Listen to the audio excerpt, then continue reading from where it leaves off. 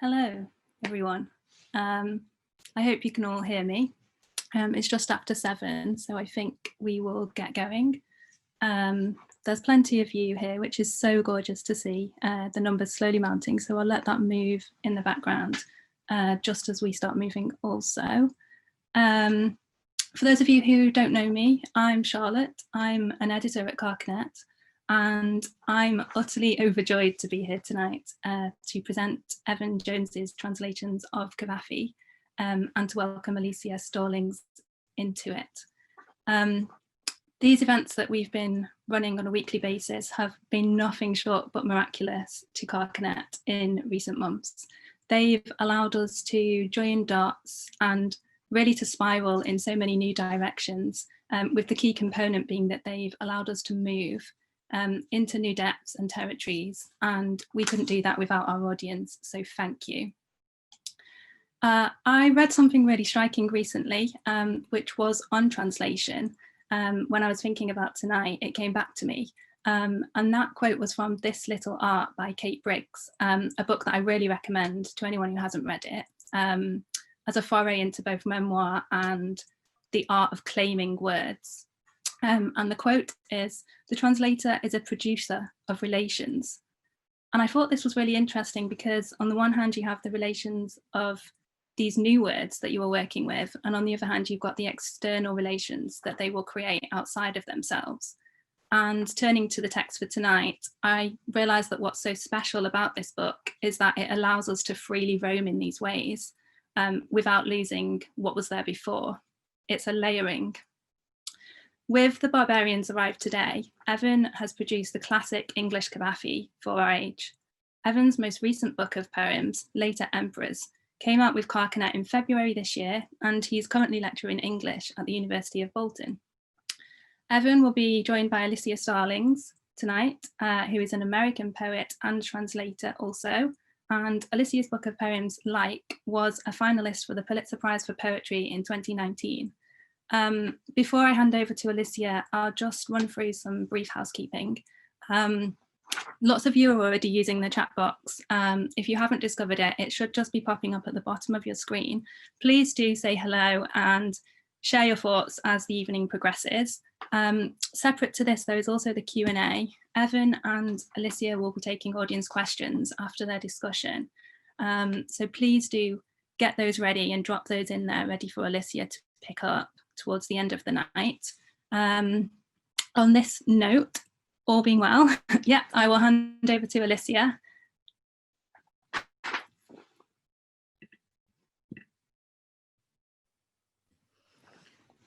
Hello, thank you so much. I'm addressing you all from Athens, Greece. I like all of the different places that are connected tonight. Athens is under a second hard lockdown, and I feel that Cavafy would sort of appreciate the four walls and the rooms that we're in.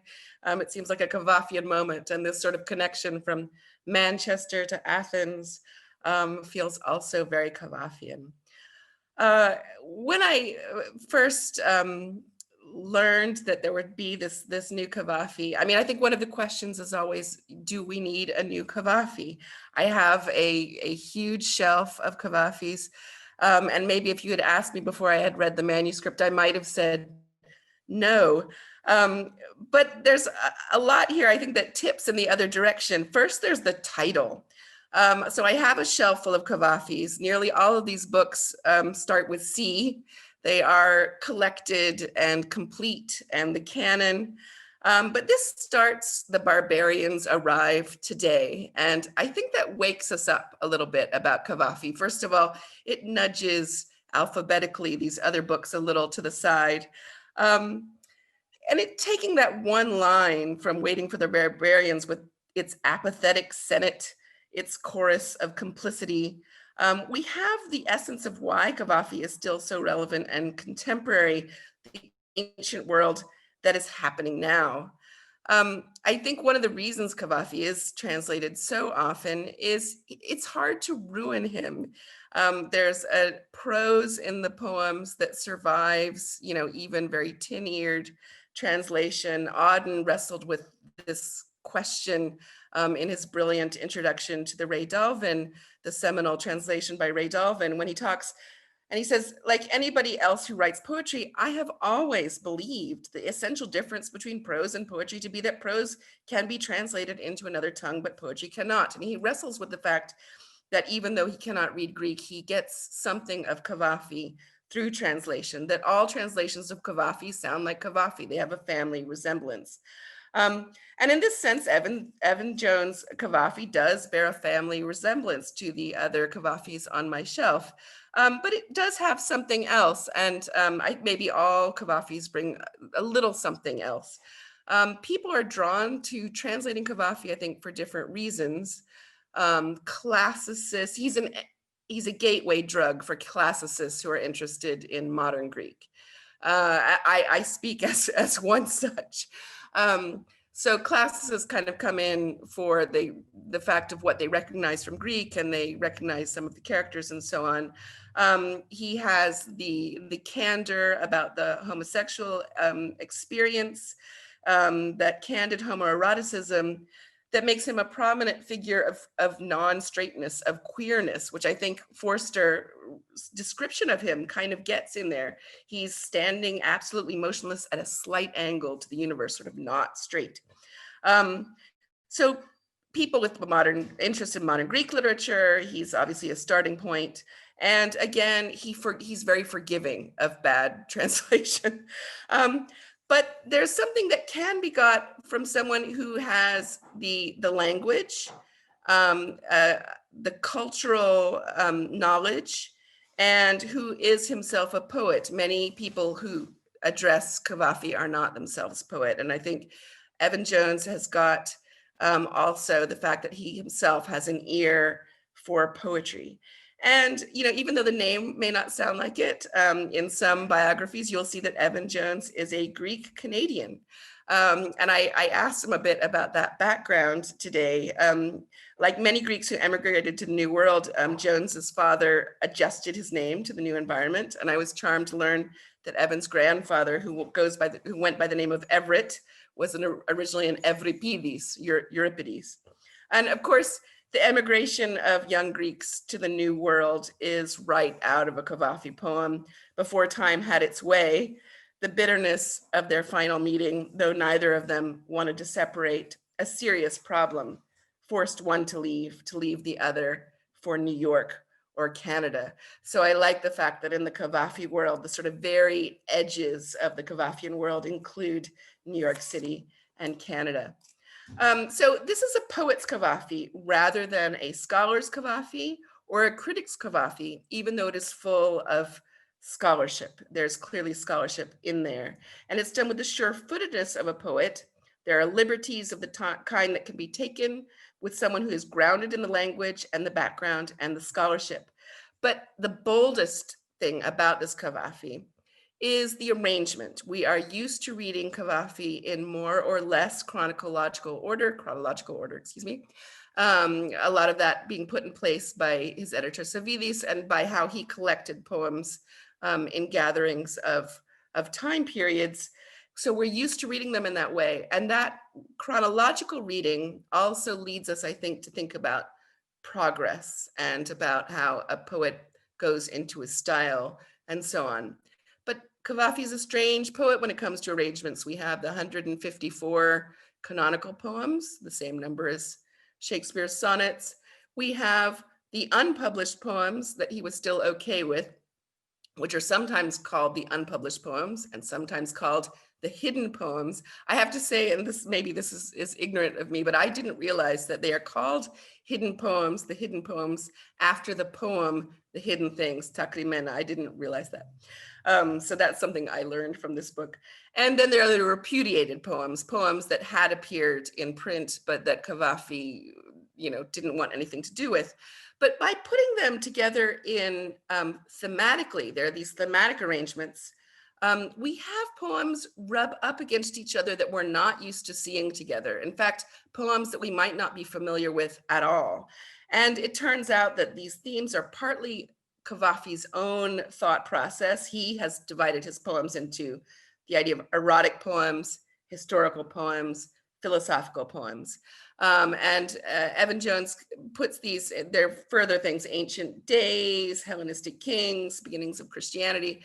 And this results in poems that we are very used to seeing in all of the anthologies, rubbing shoulders with poems on the same exact subjects, and sometimes from only a year or two apart, but that are maybe almost unknown to us. So for instance, I really didn't know the poem about Priam's Night March, which was delightful to be in a section on Sarpedon, on Achilles' horses. So that was really delightful and something that I learned from. And I think also there's this idea that Cavafy may have started in writing in Katharevusa. He may have started writing kind of more ornately, and he goes to a very spare free verse. And this is not strictly true. He's writing in rhyme and sometimes homophonic rhyme throughout his life. And he's doing very interesting formal things throughout his life. And the idea that it's more about cycles and themes and modes and less about some story of progress or some biographical arc. So there's that, which I think is very refreshing, and it's going to give us a lot to think about, that you have the famous poem Walls rubbing shoulders with the four walls of my room, a poem probably most of us don't know from roughly the same period. And you see how one poem becomes very claustrophobic with those homophonic rhymes, and the other poem is a little bit more spread out and very four square in rhymed quatrains. So that's one element. I think the other element that we're having a new Cavafy that is shaking off some dust from its shoes is there is no introduction. It starts right off with Cavafy speaking or whispering. There are no notes. We are trusted as readers, if we want to find out more about Hellenistic kings, to go Google that. And I think that's kind of refreshing, that the poems are presented not as scholia and footnotes, but as, completely realized things. And if you want to go find out more about them, you can. And presented with some of Cavafy's own prose. So we have a wonderful afterword, which is also a fine essay on translation, but I like the way it steps away a little bit by not being an introduction. One of the favorite things I think that Evan says about Cavafy is he's bad at being a poet, by which means he's bad at the kind of careerism we think of poets today. He would not probably be on a Zoom call, presenting his book of poems. He did have an eye, though, towards posterity, and though he never published a book in his lifetime, he knew how to write a blurb. So this is Cavafy's own blurb for himself. Cavafy, if I may, is a poet of the ultra-modern, a poet of future generations. In addition to his historical, psychological, and philosophical value, the moderation of his impeccable style, which almost touches on the laconic, his judicious enthusiasm, which leads to cerebral emotion, his proper phrasing, the result of an aristocratic naturalness, his subtle irony, are elements that will be relished even more by future generations, driven by the progress of discoveries and the subtleties of their cerebral workings. Rare poets like Cavafy will hold a prominent place in a world where thinking is valued more than today. I wish we were in that world. I wish we were that future generation. Maybe we're a stepping stone, but I think today we're still waiting for the barbarians. Only the barbarians have already arrived. Thank you.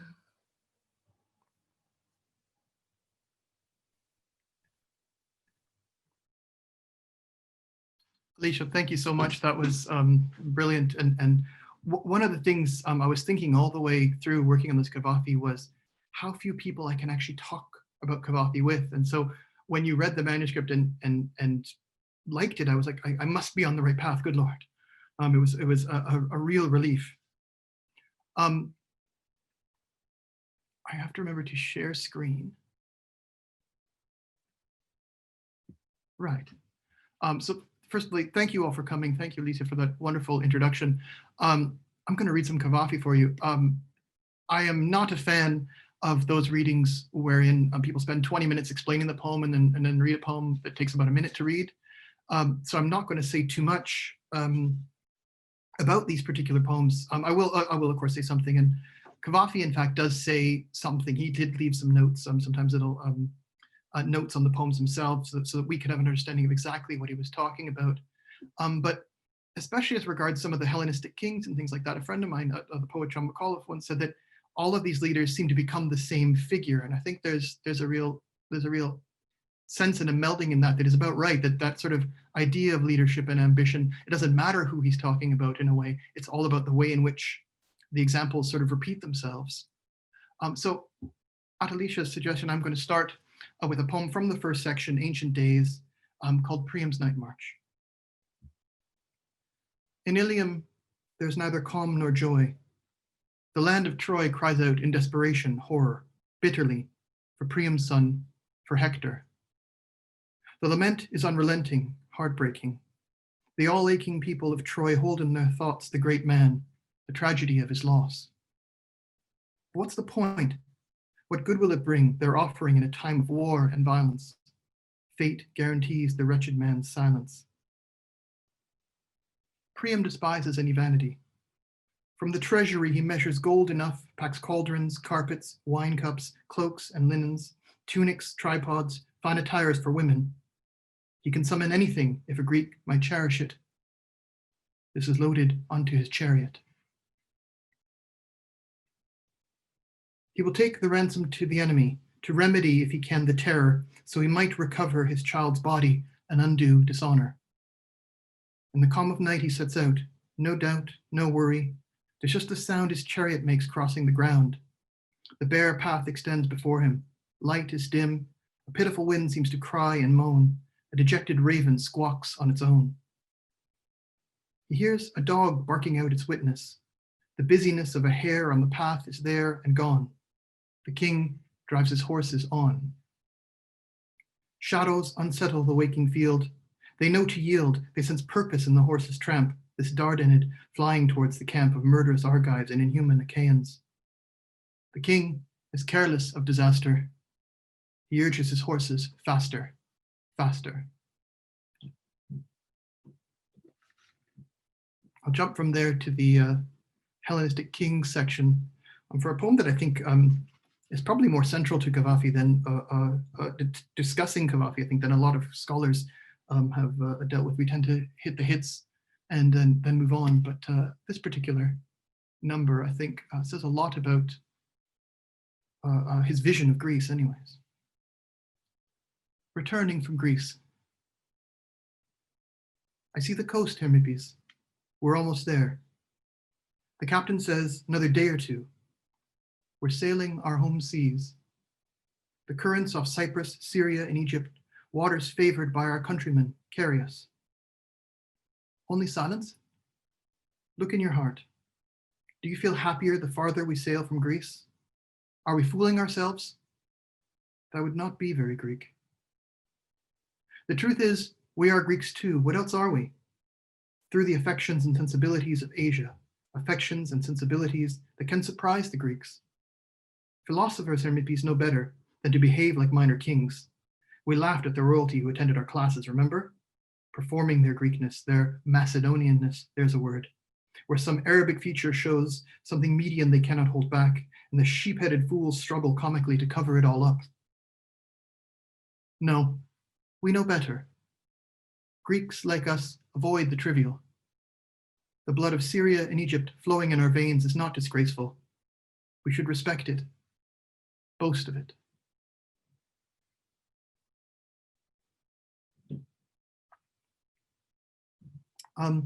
Among his many themes and sort of the great leaders that he likes to think of is, of course, Mark Antony.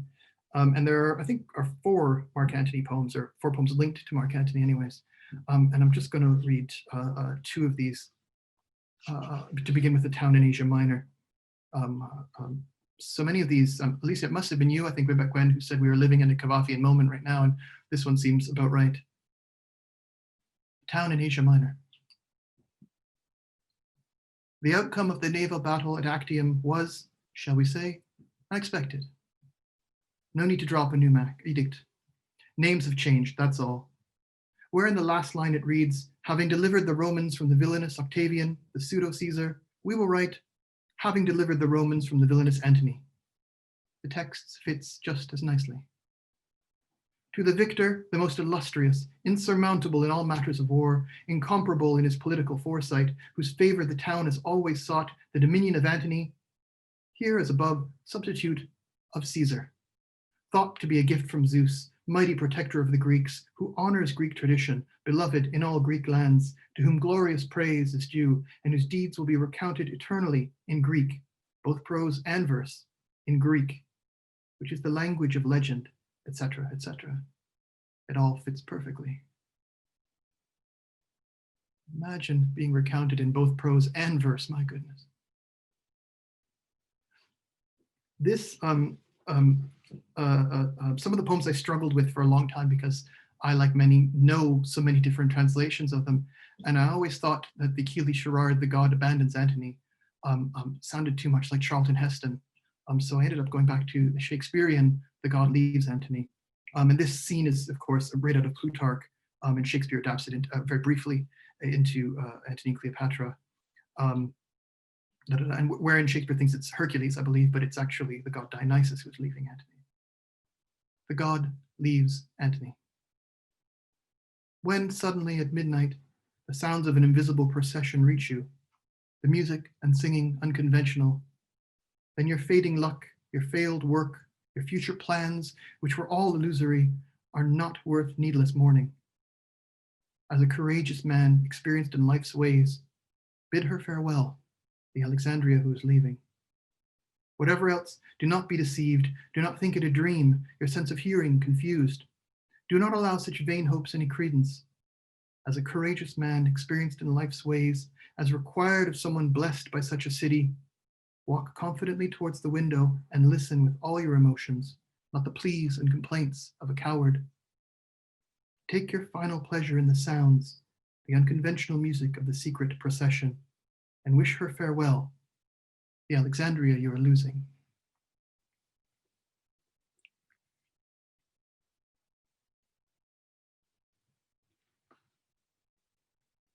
I've always liked this particular poem as we move into the Byzantine section of Cavafy's life. I remember years ago, Daryl Hine and I, the Canadian poet Daryl Hine and I were discussing sailing to Byzantium, and I said it's pronounced Byzantium in the UK, and he said it's Byzantium and not Byzantium. This changes everything.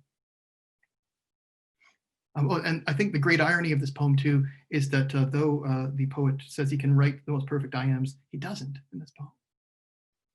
A Byzantine noble, exiled, writing verses. The shallow will see me as shallow.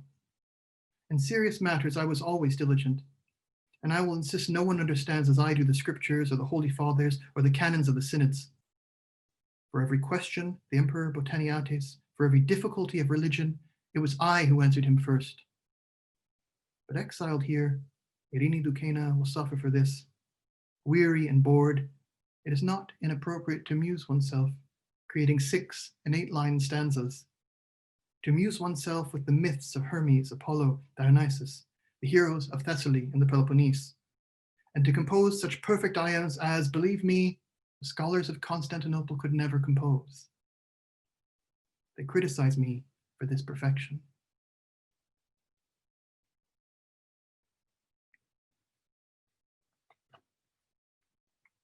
And this has always been a favorite of mine as well, and also from the Byzantine section. I could talk probably half an hour about the origins of this poem, is why it's not really worth me going into it, because it'd just be me talking about one poem and all the background that goes into these little poems by Cavafy. It's really not worth it. Just have a listen to this instead. Anna the Lassine. In the Chrysobul, Alexios Komnenos issued, to honor his mother, an elegant tribute to the highly intelligent Lady Anna the Lassine, remarkable for her deeds and morality. There are many words of praise. Here let me offer from those a phrase both beautiful and generous. Never were those cold words mine or yours uttered between us.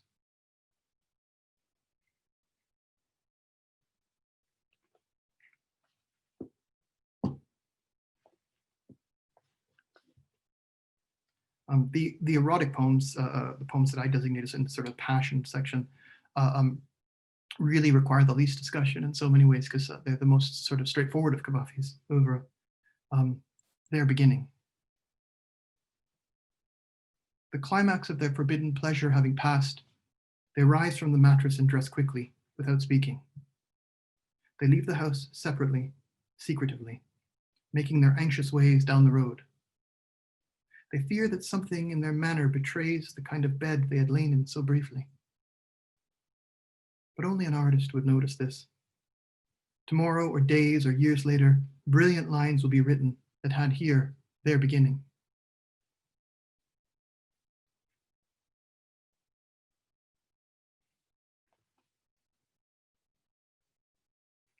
And another, similarly with that sort of poetic refrain, or the refrain to the creation of art coming in at the end after an erotic experience. To rest.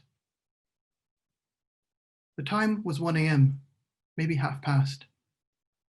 In the corner of a wine bar blocked off by a wooden partition. Except for the two of us, the place was empty, lit only by an oil lamp, the vigilant waiter asleep in the doorway. He hadn't seen us, but we were so aroused already that caution mattered little. Clothing half removed, not much on because of the burn of divine July. The pleasures of our flesh, clothing half removed, the fleeting bareness of flesh, an image embedded 26 years ago, comes to rest in this poem. So this interesting little number, the next poem, which is on page 157,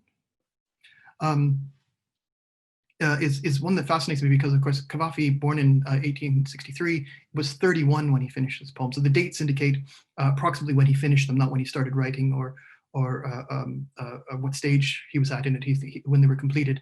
And I think this is the kind of, Their Windows is the earliest sort of poem that he kind of accepts of his oeuvre, so from the age of 31. And though he's often referred to as the old man poet, all the old man poems, so there's 3 of them, were written when he was in his 30s, which I always enjoy. An old man. When, at a table on his own, an old man in a busy cafe scans the pages of the daily, he is thinking back to his youth, as if to mock himself, the energy he did not value, the style and beauty.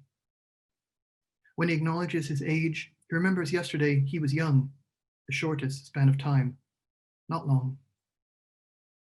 When he wonders was he wrong about wisdom, he hears her treachery. Tomorrow, you have eternity. When he considers all the misery, the lost pleasure, his poor intuition, every failure is an irritation. And when all the self-deprecation gets to him, he falls asleep, his head resting on the broadsheet.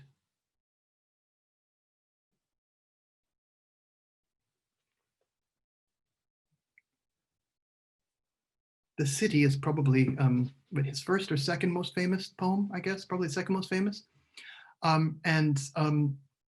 It was the one I struggled and took the most time with. Bless John Clegg, he was saying how it looks like it's sort of thrown off. It wasn't, John, this took years because I wanted something that didn't sound like the other translations, which I myself had grown to know the poem through initially. And I hope in some sense I've gotten close to that. You'll see there's a really weird rhyme scheme to it too. So the lines, it's 2 8-line stanzas, and lines 1 and 8 are meant to sort of enclose then couplets in between, which I hope I've managed to capture in some close or not scenario. Is it a Meredithian sonnet? Anybody want to take me up on this, please? I would be very curious to hear your thoughts. Alicia, I think you think so. The City. You said, I will go somewhere else, another coast. There is a place better than this city. Everything I do here turns tragedy, like a corpse. My heart is buried, my mind forever wearied, withered. Everywhere I look, everywhere I turn, I see the ruins of my life, the surrender, years of worry and loss and waste.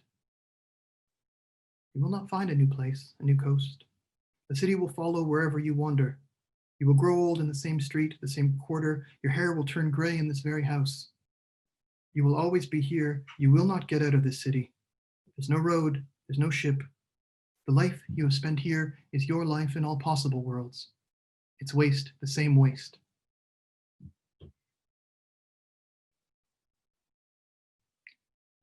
Got another very early poem, but quite a famous one.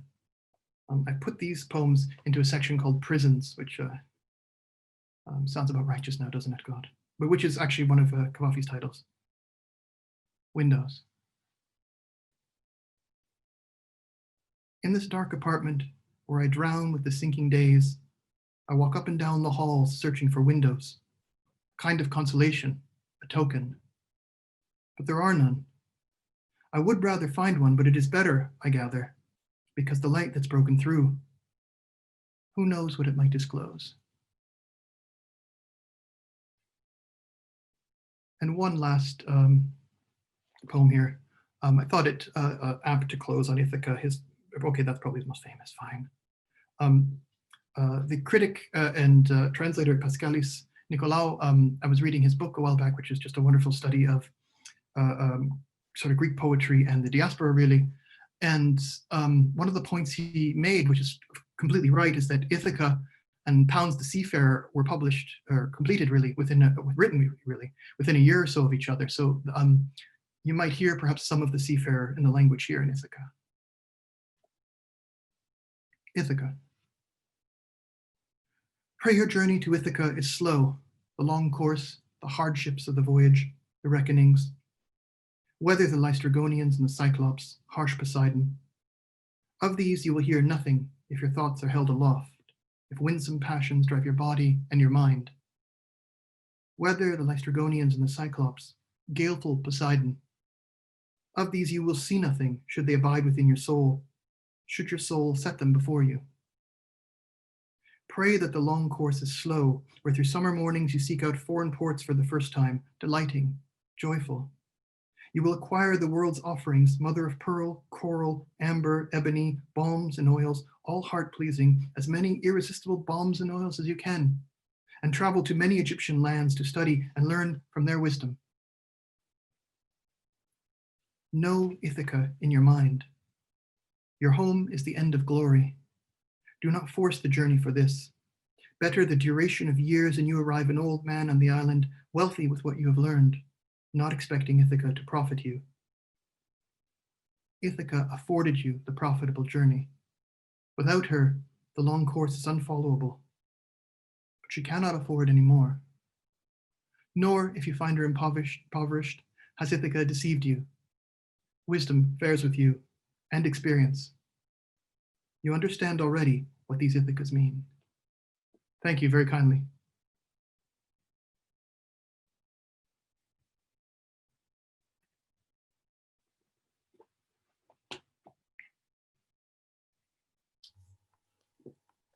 It was wonderful to, oops, let me get my video. There I am. It was wonderful to hear those. I've been spending time with them, but to hear them spoken. I wonder if you might tell us a little bit about how this came about, because I think translations, they can be crimes of passion or crimes of opportunity, or sometimes both. It seemed like quite a charming story about how this Odyssean journey of nearly 10 years came about. So I was having lunch with my publisher in Manchester about 8 years ago now, or a little over 8 years ago now, fortunately. Herr Professor Michael Schmidt, who I think is online here somewhere, and he said, "What do you do next?" And I said, "Well, what would you like me to do next?" My book Paralogs had just come out. My PhD was done, and I'd completed an anthology of Canadian poetry. And I said I was thinking about a translation, and I was really hoping he was going to say Elitis, because I thought I've got a lot of groundwork for that. It'd be fairly straightforward to do, and I've always felt like some of the early books, especially Elitis, had never been done quite well enough. And he said, "Let me go to the loo and think about it, and I'll tell you when I come back." And on his return, he sat down and said, "Do me a Cavafy." And 8 years later, I'm here. Yes. Here you are. Yeah. I think one thing that fascinates people when it comes to translation is the difficulties and the impossibilities. you had a kind of interesting discussion about the word taverna in your afterword, and I think people would love to hear about poems or words or lines that you felt kind of escaped your grasp, or that you beat your head against a wall, or that you felt you couldn't quite come to terms with. It's funny with Cavafy, there's a few every now and then constructions. The one that's famous is and there I lounged and lay on their beds, if you know that one. I'm going to forget how I've translated it, but because I know the Keely charades so well, and it sounds so awkward. How does I know what to lounge means, but I lounged and lay on the bed. I was never satisfied with that image, and I struggled and struggled trying to get whatever it was he meant rather than the literal sense of the words. And so I think it's there I was able to relax and be myself effectively, is what he really meant.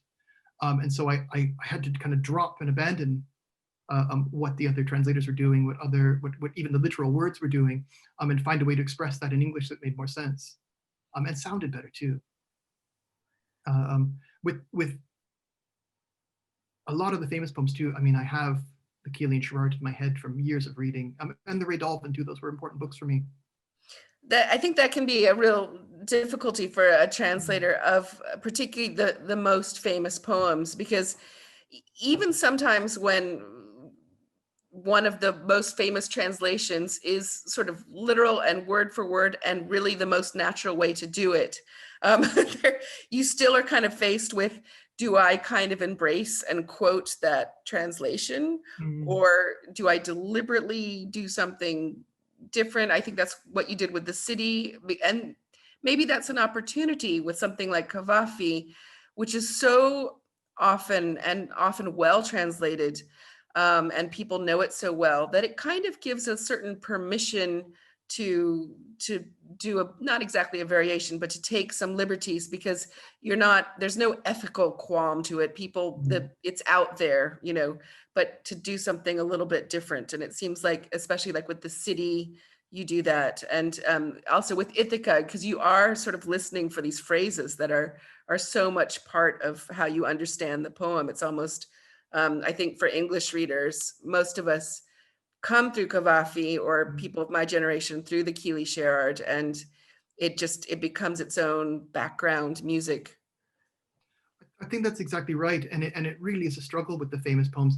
And forgive me, but so many of the translations that I've read over the years, I think they owe to Keely and Sherrard, because you really hear that music, and Keely and Sherrard owe to Dolphin. I think. I can see how they tried to vary from Dolphin, having looked over those translations back to back so often. But then you go back and you see so many use the same kind of language, or come to the same conclusions or solutions to language problems in translation as Keely and Sherrard did, which just says something about the success of their translation, I think, too. Right. Then sometimes you see something quite strange, when you look at like Kimon Fryer's Ithaca, and it ends like with a singular Ithaca or something. You're just like, what is going on there? That is so strange. But obviously it's an option. It is, and I think you're exactly right. My Cavafy could not exist without those earlier ones, and I think one of the things I wanted to do was to surprise people who thought they knew Cavafy, to see who, to say, I know what you think this sounds like. It can sound like this too. And I think that's what the book does so successfully, and it's partly the arrangement, and it's just seeing different poems next to each other, and it does seem to just open up or unlock all of this kind of resonance. We've had a few people, I know we're not quite in the Q&A, but we had a few people were very intrigued. I was very intrigued with the Priam Night March poem, because it wasn't a poem I really knew at all.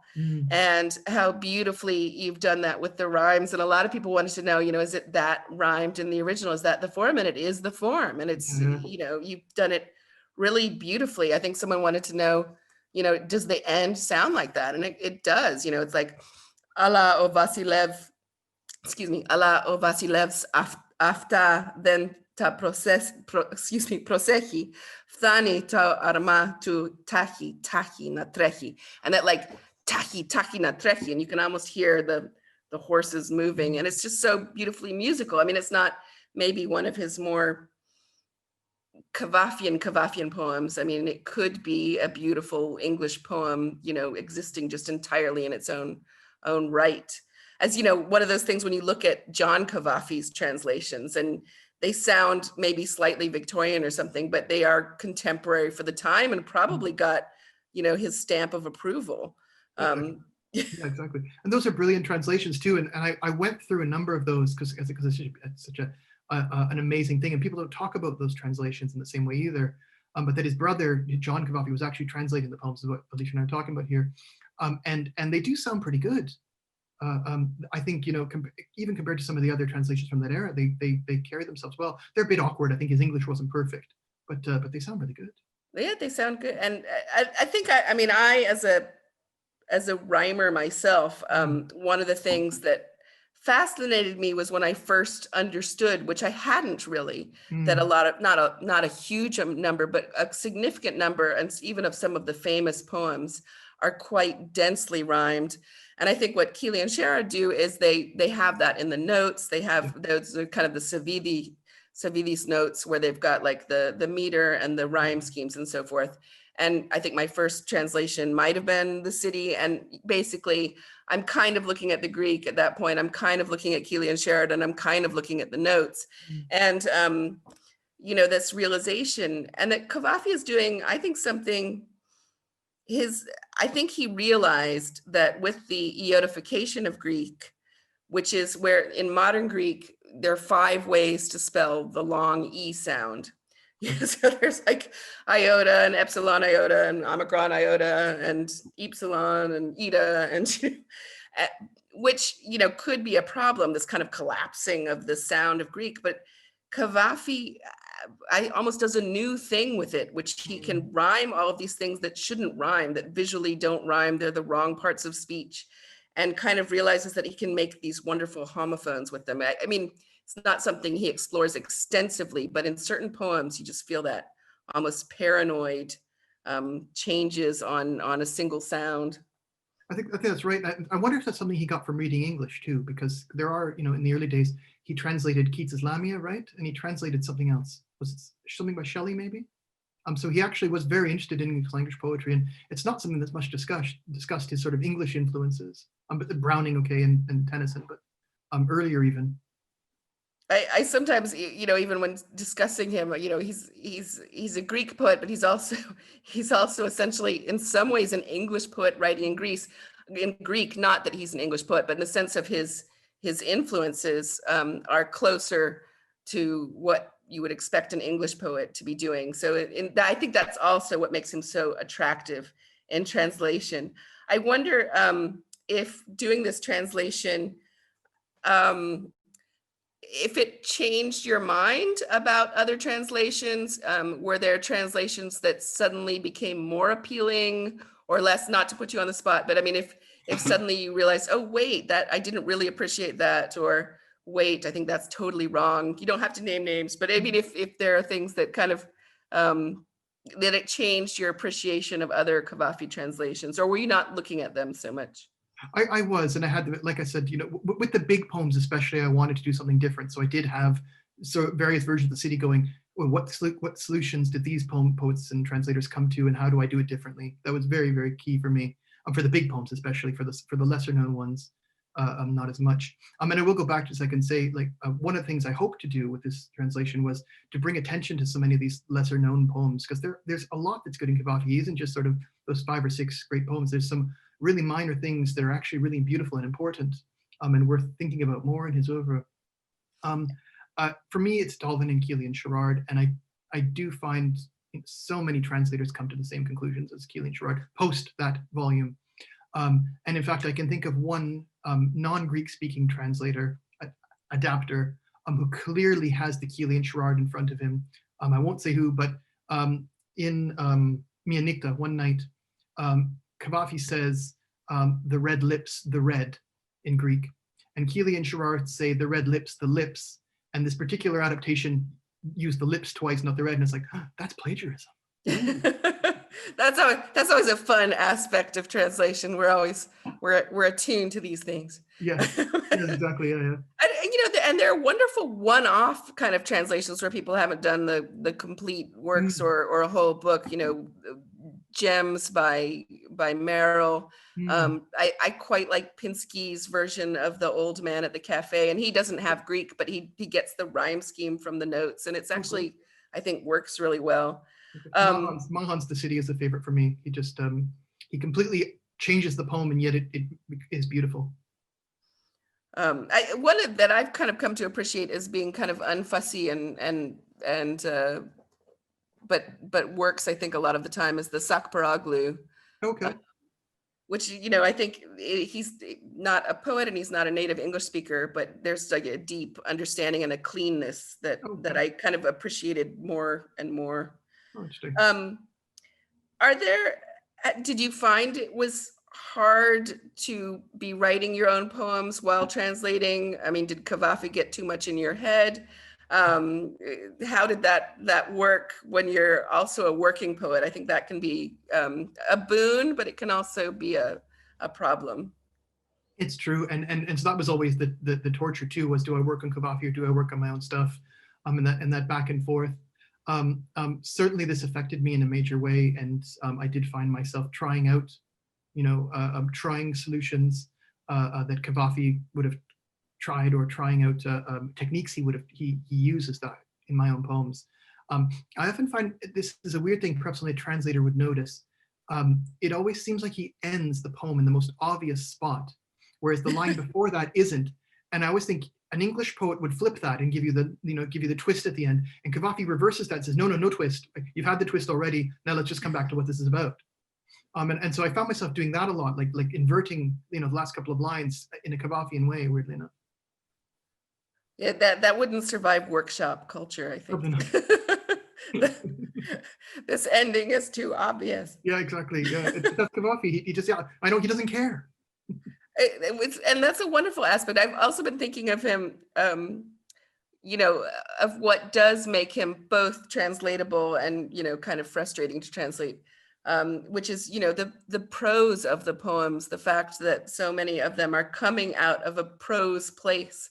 And then realizing that that's really very Hellenistic impulse to make verse out of prose. And that's maybe something quite Hellenistic about him.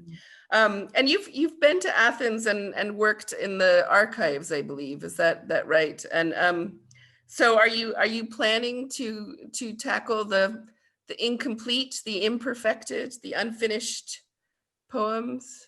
I keep thinking about it. I mean, there's so many different variations, right? For me, it just, because this book was already so unwieldy, I just thought, oh God, another 25 poems, and that's enough, I think, at this stage. Perhaps someday, yes, I would love to sit down and spend some time with them. But you need all the drafts in front of you, I think, definitely. And there's so much variation. I need to really think about it. Having said that, everything's online. If anyone is interested and has Greek, the Cavafy archive at onassis.org, I think it is amazing. The search engine is almost useless. But if you dig into it and spend time with it, everything is there about him that you could possibly imagine. I think it's got more complicated. It used to be kind of simpler, and you could get, like Savidis reading the poems, and I find it harder to find things now, but I think you're right that everything is online. It's absolutely amazing. When I was looking for pictures for the cover, and I found pictures I've never seen before, and all sorts of wonderful images of him, and detailed notes about where everything came from. It's really remarkable, but the search engine that runs it needs a little bit of adjustment. In case anyone from Onassis is listening. It is amazing. But it's a wonderful resource, and I love that photograph on the cover, and that you just dispense with the introduction, but you do have this lovely note about, because Cavafy dies of cancer of the larynx, and essentially can't really speak anymore, and he's got that scarf around his throat. And I like how you introduce him with his just being able to whisper, and we kind of hear that whisper, that throat clearing, and then we get, bang into the poems. Before you go on, can I show you this? This is my first Cavafy that I bought in Saloniki in about 2003. This is the same photo on the cover, but they've added glasses. I tried to find, is there another photo where he put his glasses on? It's exactly the same, but they put glasses on him. It's amazing to me. How strange. Yes. I guess maybe it looks more He wore glasses, so I guess Poetic. it looked, yeah, but yeah, I love that someone said he needs glasses, put the glasses on. What he needs is some glasses. Yeah, That's no what one he will know needs. it's him without his glasses. Well, perhaps we should have some questions from the audience. Let me look at some of those, how we're doing for time. Well, we had some people, I think a lot of people were struck by hearing the rhymes of the first poem you read, because I think people aren't really used to hearing Cavafy rhymed. Let's see. We have one person asking, I'm interested in this notion of the ultra modern. Is there a connection between this and his straightforward and laconic style? I think we haven't hit the ultra modern era yet is the problem. As soon as we get there, then we'll know. It's right. We're still in the past. We haven't reached the ultra modern of Cavafy. Let's see. Do you find it easier or more enjoyable to translate poetry or to write it?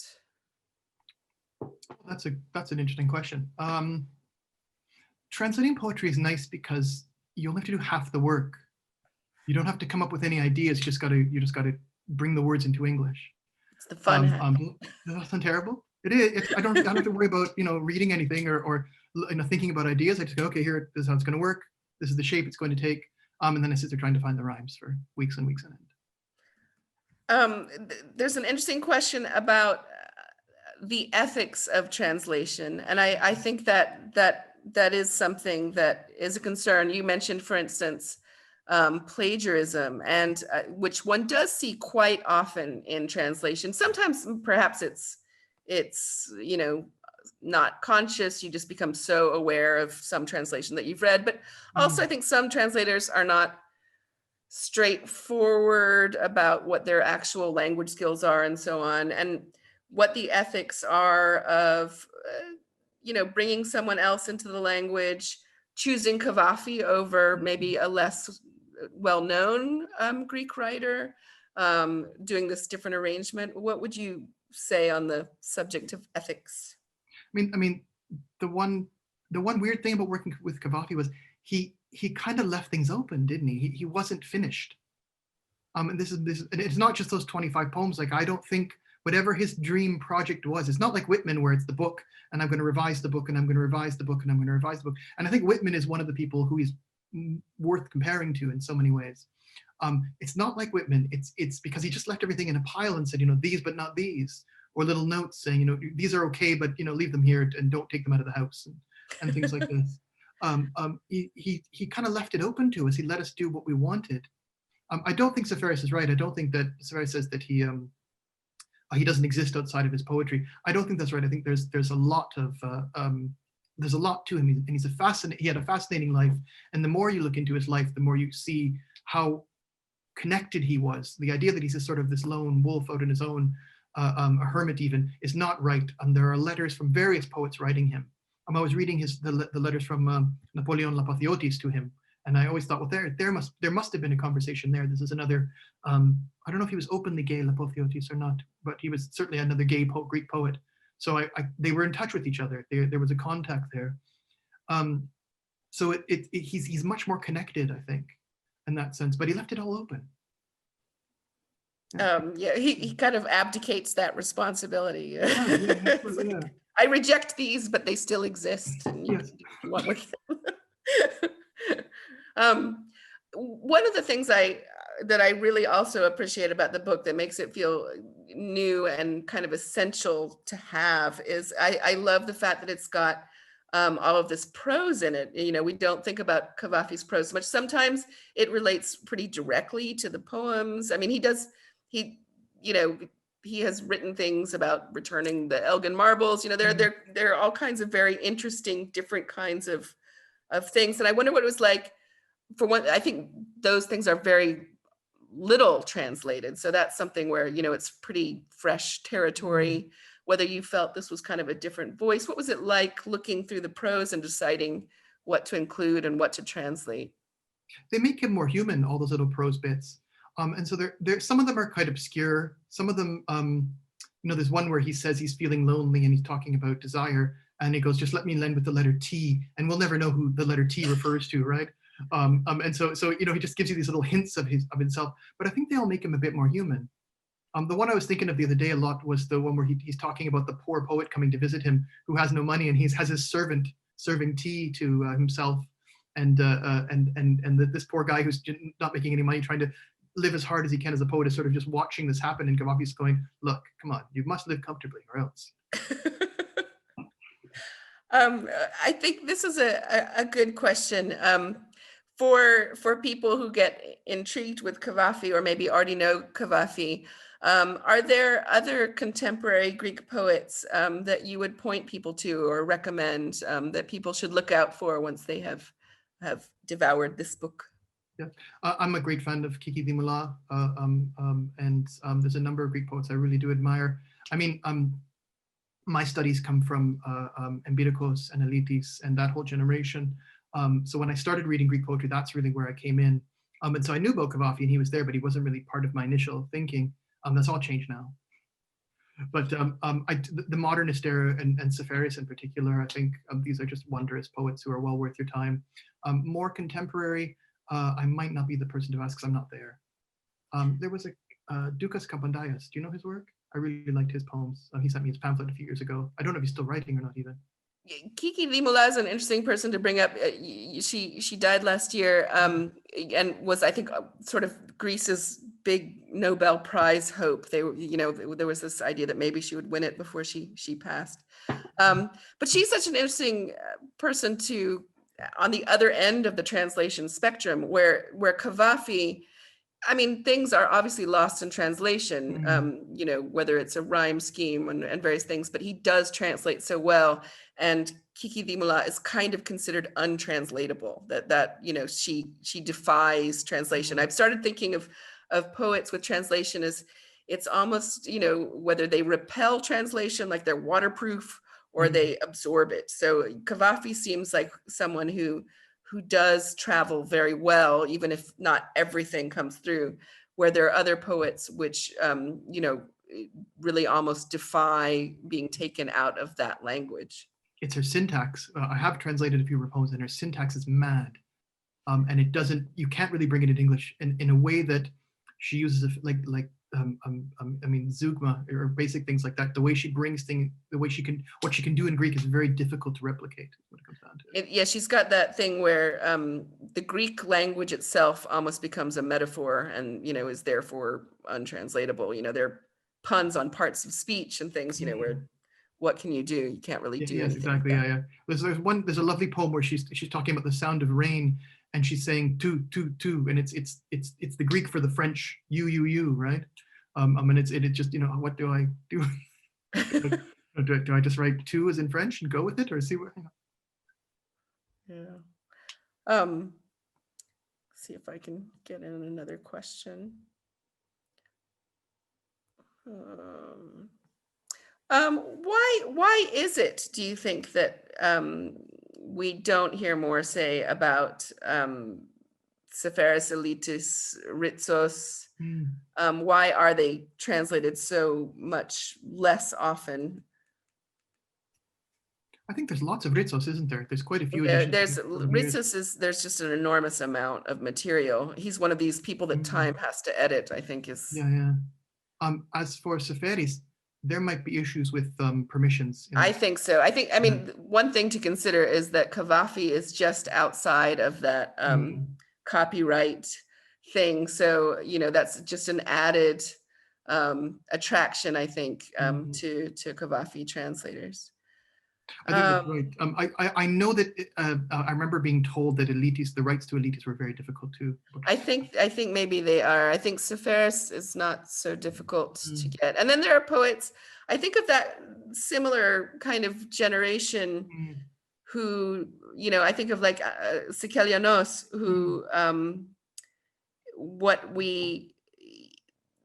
if the translations do not incorporate like some of his wonderful stanza patterns, he has every single poem seems to be a new stanza, almost like Thomas Hardy does. And then if you don't have that musicality in English, they just end up sounding kind of vatic, and it's hard to get any purchase on them. But that not a lot of translators have got those skills. That's very true. Maybe one last question, and I know you have some prose to read. Is a translation like a poem? Is it ever finished, or is it only abandoned? There are a few poems I wish I could go back to, a few translations I wish I could.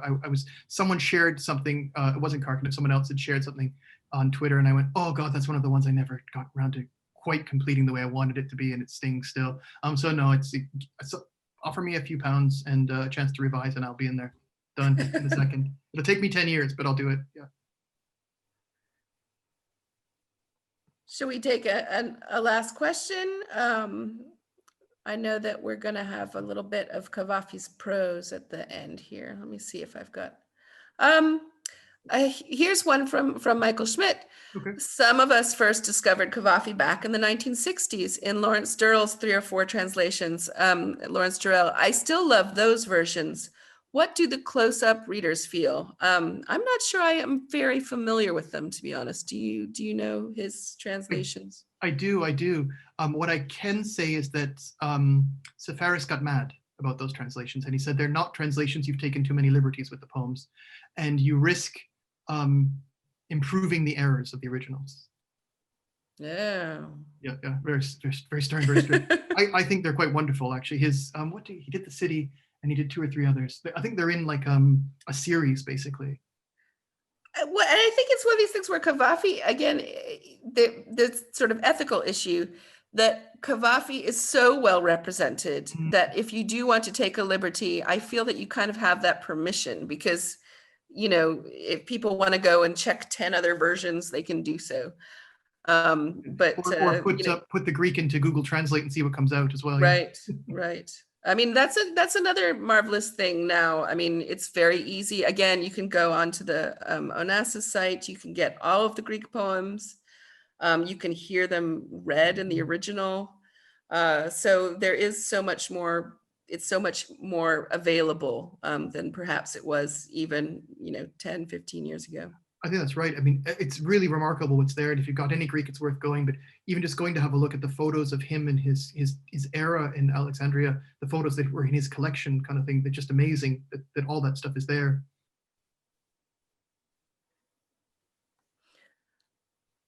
All right, will you read some of Cavafy's prose for us? I will do.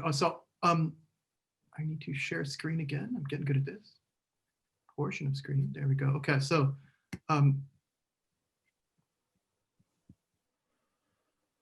what I'm going to read, which is very short, is one of these notes. So what happened is after he died, there were in his archive a number of notes, and these were collected, I think, in the 50s by his first great critic, George Savvides, who just put these all together, and he called them, notes on poetry and philosophy or something mad like that. They're actually quite charming in a lot of ways. Some of them are silly. There's one where he talks about his attraction to working class boys and things like that, and how it just gets weirder from there, and enjoyable because they really do humanize him. One of the things I think about a lot with Cavafy is the way in which he compares to other poets from his era, because I think that's one, he's not discussed enough in that way. And as so many in his era were moving towards the right, I think this little piece of prose is very timely and tells you a lot about his own political leanings. What a horrible thing, the new philosophical ideas of hardness, of might's superiority over right, the supposed purging of the struggle of the eradication of the meek and the sick, etc., etc. Since we must live in a society, since civilization stems from this, since by this means we succeeded in and resisted the difficult life circumstances that first besieged humankind, what do these insane hardnesses and superiorities, etc., have to say? If we carried them out, we would see how they would bring us to annihilation. One of the strong, whether directly or indirectly, will destroy 10 of the weak here, there, another and another 10 of the weak, and so on. Strength will not save them. Of these, some will be less strong. These, as the initial wave of weak men are forgotten or wiped out will be the weak. They must be destroyed 10 at a time, or 5 at a time, or 2 at a time, until only the most powerful is left, or the few equals. Then how will they live? Not hardness, but clemency, grief, compromise, kindness. These, of course, wisely, nothing in excess, are also power and wisdom. Thank you all very kindly for coming out tonight. And thank you, Alicia, for hosting. Thank you.